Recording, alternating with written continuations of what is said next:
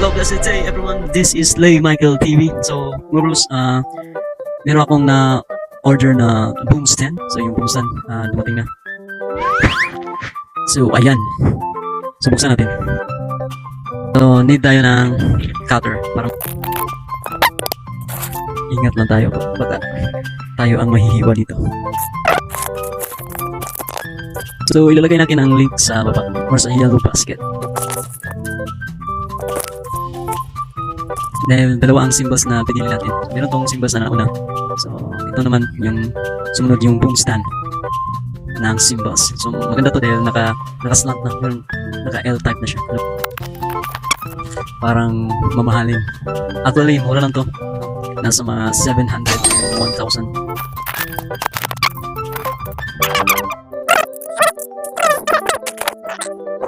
So, syempre, symbol natin. In transition in 1, 2, 3. Tada! Yan. So, oh, sheesh. Ang ganda. Diba? Sa Cagayan pa, tsada kayo, uy. Tsada kayo, uy. Diba? Yan. So, yan yung arm niya. Na-adjust yan. So, meron pa dito. Kung makukulangan ka sa height niya, pwede yan taasan. Dito pa. Kung madaling matumba, pwede mo yan ilapad. Ano bang tawag yun? So, may triangular tripod siya. Okay. Meron na yung rubber. Yan. Sa presyo na 700 to 850. Kung maski 1K pa yan. Sulit na to. So, ingatan lang natin. At sigurado yung tatagal yan. So, ayan. Ang pogi.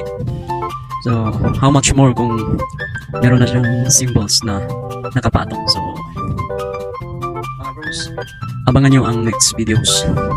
So, ilalapag natin ang symbols diyan. Okay? So, ang link niyan ay nasa baba, nasa comment section, or nasa yellow basket. God bless everyone!